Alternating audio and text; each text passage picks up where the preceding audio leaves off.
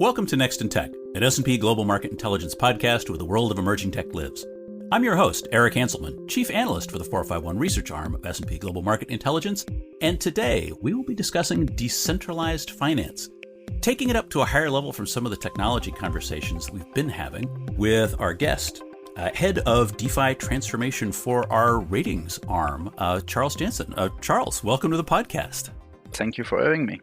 Well, thanks for being on, because we've talked in previous episodes about a range of different aspects of the technologies that underpin aspects of cryptocurrencies, DeFi, a lot of the aspects there. We talked a bit about blockchain and Web3 and some of the different aspects of it. But especially now as we've gone through this crypto crash recently, that's raised a lot of thought. We've been having a lot of discussions with clients about what really is DeFi and what's its relationship with crypto. And I guess before we get started, for our listeners, I want to get a little bit of background out there just about what decentralized finance really is and how it really fits in that broader perspective. Yeah, that's a good question. When I speak with, so we've been speaking with many protocol, but also with many clients, internally, externally, with regulator, as this new team has been set up in ratings. And there are some people that when we say DeFi, think crypto, and when they think crypto, they think Bitcoin. DeFi is something that did not exist really until 2020. There was this DeFi summer in 2020, and DeFi is really a sub, I would see that as a sub category within crypto, which is not necessarily exposed, for instance, to the volatility of the market. In DeFi, if you buy a token from a DeFi protocol, you're not using DeFi, right? DeFi is a suite of protocol that allows you to get yield in different way. You can take loans, you can provide liquidity, you can become part of a market maker, you can swap your assets all within those protocol in a decentralized and permissionless way. So that's really DeFi. And one of the main characteristic is that people sometimes do not know is you can get yield on a stable coin. So you can be totally shielded from the volatility of the market and getting a yield in stable coin. And we can discuss later on, there's some new part of DeFi that focus in real world asset where the yield actually come from real world assets also. Well, I think the challenge is that many see the headlines about crypto and everything that's been going on and the aspects of how cryptocurrencies themselves are, to your point, very volatile. But yet the DeFi aspect is the piece that's actually abstracting away a lot of the essences of financial transactions from the traditional financial markets themselves. And it opens up some really interesting pieces and some aspects and potential for what we can do if you now start to have a lot of those tools and capabilities that step away from the limitations of the traditional market. What do you see as the potential for DeFi and financial markets? The potential is huge. I think, if we go back 20, 30 years and we look at how, for instance, people were trading on the stock exchange on the floor, and now everything is a server, the revolution that we had with internet, which took time. I think DeFi is potentially, we'll see, nobody knows, but the new rail of the future financial system. There are different reasons for that. So the main one is that it brings a lot of efficiency just to work on top of blockchain. The settlement is instantaneous and do not need to be done by external actors, etc. So there is this trust from the smart contract. There are some new challenges like the hack and issues that you can have from the actual code. But then it's a lot. So there's the technology itself, and then it's really financial engineering. There's a new, first, everything that kind of exists in the market right now is slowly replicated in DeFi, but there are also new things that just cannot be done in traditional markets, like flash loans. And then there's, so many different aspects which are also potential. And of course, something that is missing right now is a clear regulation on what could be done or not. But if you look at something like a protocol like Maker, which can just mint as much money as they want, as long as they got a safe and liquid collateral. When we see that the Fed will probably continue to raise the rates, initially in DeFi, you would have better yield, and many would go in DeFi because you could have, great yield on your money. But as the rate could continue to go up, one theory, nobody knows again, but one theory is it could become less expensive to get financed by DeFi just because they are not tied to, well, the cost of capital that you have with traditional currency. In the case, for instance, of DAI, it's not for all protocols. And again, we've seen emerging a new type of DeFi, which Chuck Mons, which I work with, called tokenization of credit, which is a financing of real world asset and real economy by DeFi, not touching any crypto. So there are some use cases, for instance, that Maker have been doing with the Huntington Valley Bank, the HVB, which is a community bank from Pennsylvania. They do construction loan, collateralized on equipment, commercial loans, and they have a line of credit now from Maker. So basically, Maker is printing DAI. The DAI are swapped into USDC. USDC are redeemed into USD, and from there, it's no more crypto. The USD go in a trust. The trust buy. It would take time to explain everything, but basically, the trust buy half of some type of loans, and the bank got regulatory capital relief from this. There are some other initiatives with other banks and other protocols, and it's starting to actually have, it's getting out of just crypto and DeFi, because before the loans were always over collateralized. It will give me $100 in ETH, and I'll give you 33 DAI, or I'll give you access to loan in different ways.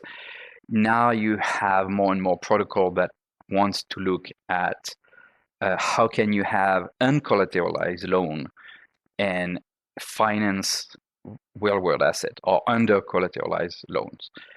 And that's where also we believe that we might have a big role to play, because how do you do that in traditional finance? You do that with risk evaluation and risk scoring and risk rating. And you may have seen that we had already a rating a few months back on Compound Prime, and where we're looking, which fits in our actual methodology and type of ratings. So as we created this new team, and we're just right now the Chief DeFi Officer and me, we're looking at what are the adjacency, what are the possibilities. We're really at a strategy level, thinking of the possibility, but the potential is immense.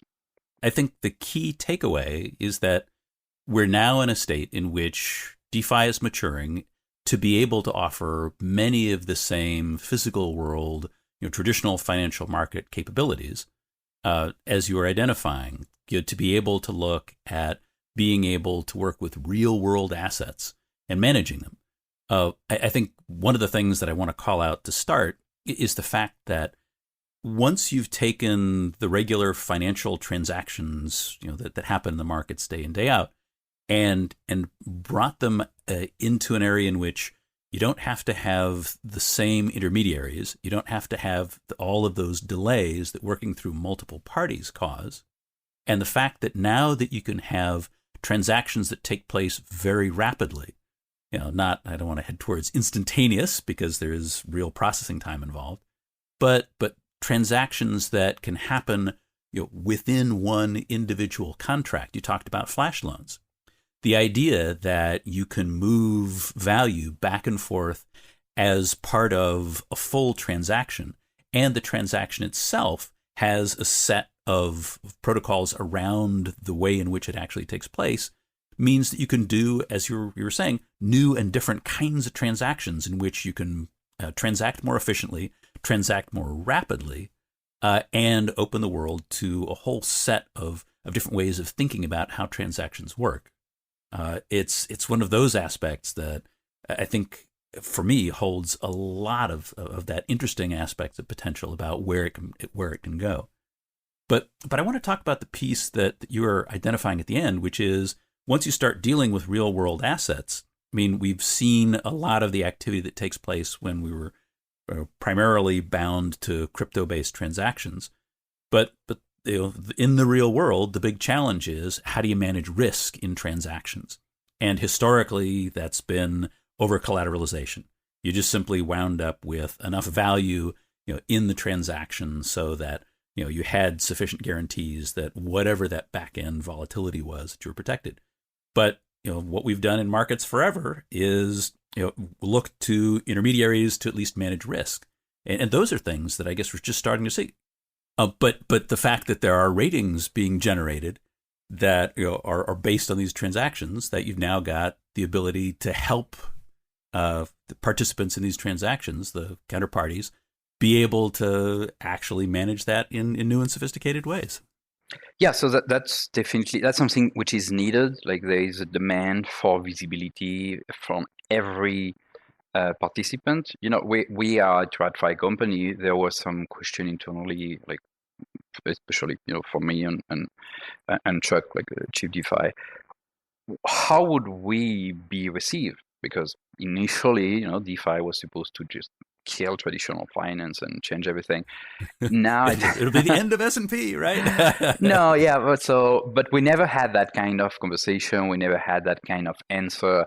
I think it's a new platform which wants to mature, wants to evolve, and wants to thrive, and they know that they need component that might come from the traditional finance. And what we think, internally, on our team, is that it will become a hybrid, which actually already started. Which right now, the DeFi piece is way smaller than the actual traditional TradFi, but it's going up. You got protocol that did not exist 12 months ago that now originated billions in loan. So it's growing pretty fast. There's a lot of interest. Just basing myself on news and things I can share. In 2017, Goldman Sachs created a trading desk. Then they killed it. Then they created it again in 2020 or 2021. They're not killing it now. If you look at the news, it was mentioned not long ago that they were trying to raise $2 billion to buy back the assets from Celsius. And I think that's what we're seeing across the board. There's everybody is still speaking about that from an institution perspective, from a developer perspective. It's not going away, and people now acknowledge that and look at how they can participate, disrupt themselves, adapt, partner, merge, etc. So this is really happening. And on your point before, so quickly on the flash loan, the biggest crazy thing about flash loan is you do everything in one transaction, but you can also and mainly get billions from liquidity pool. Basically everything which is available in the pool, you can take that as a loan without any type of collateral, and then you can have transaction with those billions. If you made some profit, then you keep it by the end of the transaction. If you lost money, then you cannot repay the loan, and then there's a rollback of all the transaction because it just creates an error, and you lost only the gas that you spend on this transaction. So these do not exist. And speaking of payment, you touch on payment. Well, payment is the one that is most due to be disrupted by everything in Bitcoin Miami. So it's not really DeFi, but it's related to crypto and finance. You have the company Stripe, which struck a deal with Shopify, and I think it's NCR, like the one that provide access to credit card. Point of sale terminals. Yeah. Yes. And they created something which the user do not even know that they are using Bitcoin Lightning under the scene. You will pay with your there's different wallet that participate. You can do it with, for instance, Stripe itself, but they have like 6 different other app fintech that participated, and you can just pay with the money you have on your app in dollars, and it's immediately converted into Bitcoin. It goes on Bitcoin Lightning, and it's almost instantly given to the shop. And for the shop, what is extremely interesting is first, you didn't touch any crypto yourself, like nothing, and it's settled immediately. You don't have to wait for 90 days or pay a high percentage for that. So we actually saw it on the next day. So we were at the Bitcoin Miami conference. We saw this announcement from Stripe, and on the next day, people were ordering coffee and paying with that. So we actually seen it in action. So there's a lot of new technology that is being done. When you look at, for instance, Apple Pay and fintech in general, they abstracted the credit card, but the rails that the money was using were still the same. Now there's different companies that are looking at just attacking those rails and use what blockchain are really good for, which is not the only thing they're good for, but like instant settlement, in a way that everybody can agree and confirm that it has been done the way it should have been done.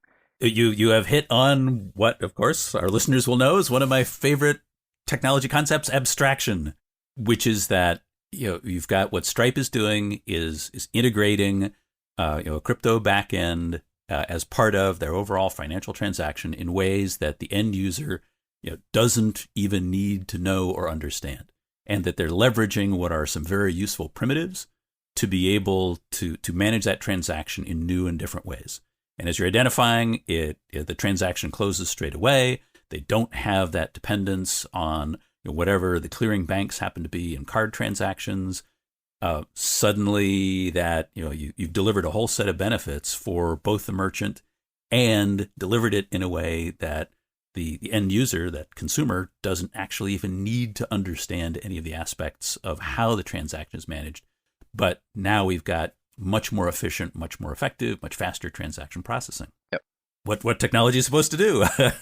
The benefits are mostly on the seller side, because it's more or less the same for the buyer, but on the seller side, it's really interesting, especially for small shops. But that's also why you got companies like Visa, which are extremely present in the DeFi world, where they were presenting at permissionless. They had a booth at permissionless. They are present. They know that, and they're investing in the field. But that's the interesting thing, that when we think about the technology that's involved, the best way to advance those capabilities are to make them as frictionless as possible to the various parties that are using them. And from a consumer perspective, as you pointed out, Apple Pay, a great abstraction. You don't need to be able to have a specific credit card. We were talking actually a couple episodes ago about buy now, pay later. Again, the financing gets bundled into the actual transaction itself. And heading towards retail, you've now got the ability to have benefits for the merchants themselves, simply leveraging that technology from an intermediate provider like Stripe, who can optimize it. And presumably other payment entities are going to want to be able to do that as well. And there are many other examples. So for instance, going back to real world asset, there are different protocols.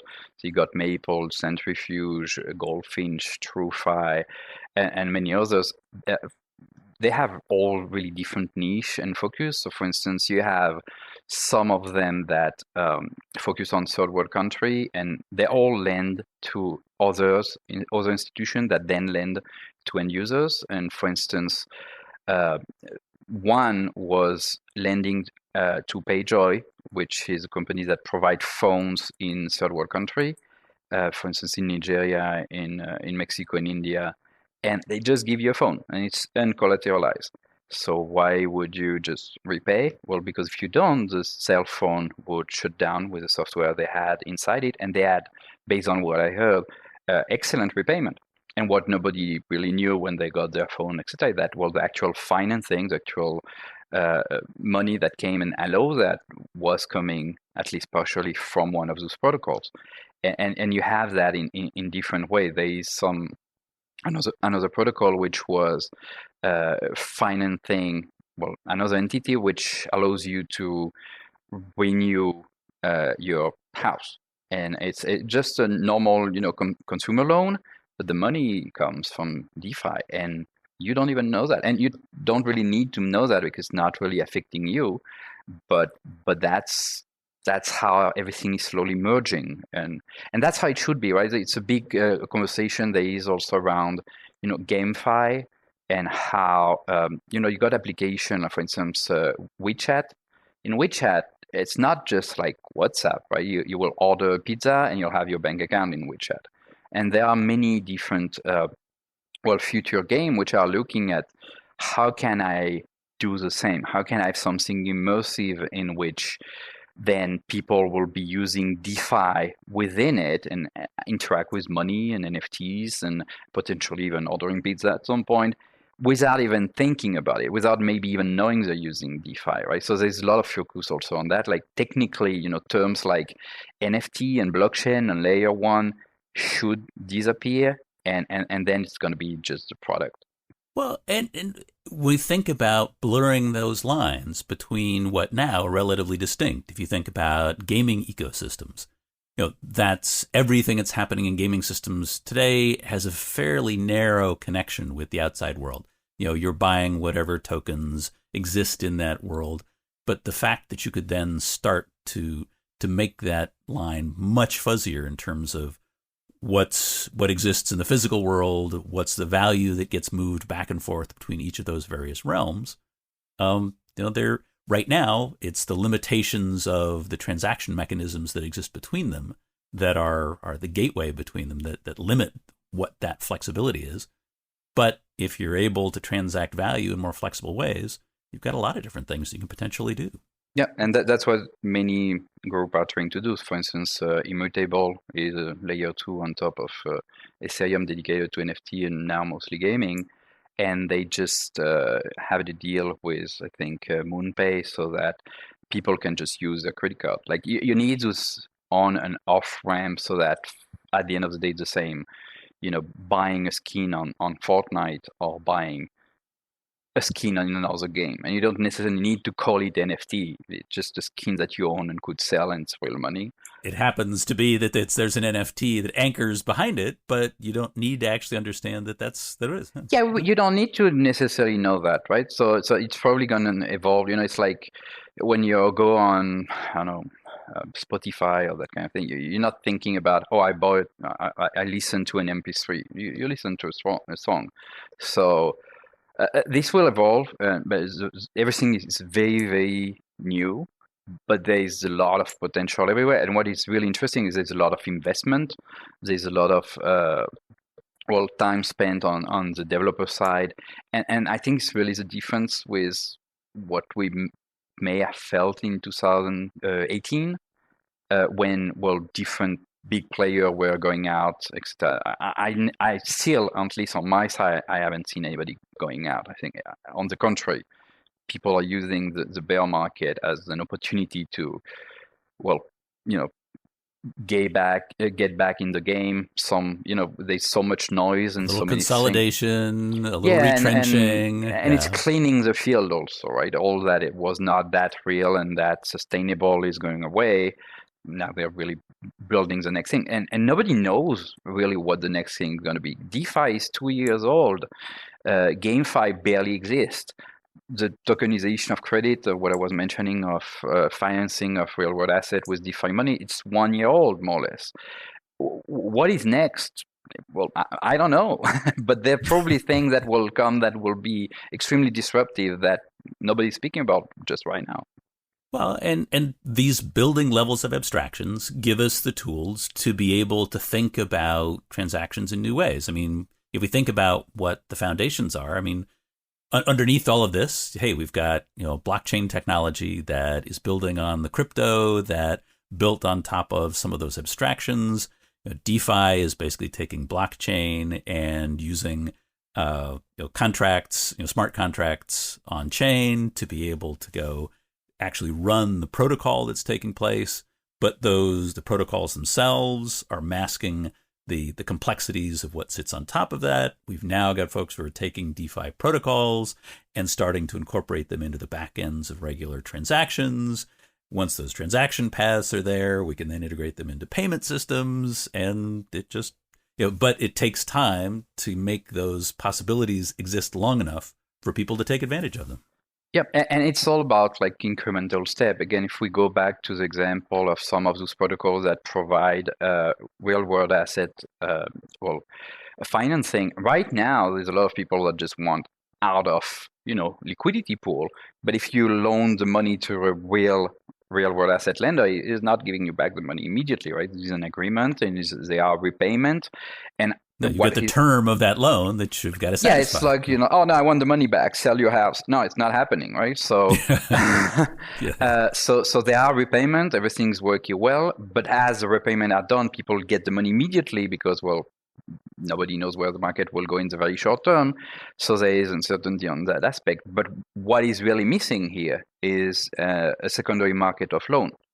All this protocol, right now they issue loans, but then you cannot really sell them. You don't have any kind of liquidity. And one of the reasons you don't have that is because there's no easy visibility on the underlying and the risk. So as a new type of risk assessment would start to be created, then it enables somebody to create a secondary market of those loans, which in turn enable the field itself, because as you got more liquidity, even for normal investors or for something like Maker, which has unlimited money, but they need this liquidity, they need a good collateral, but also liquid collateral.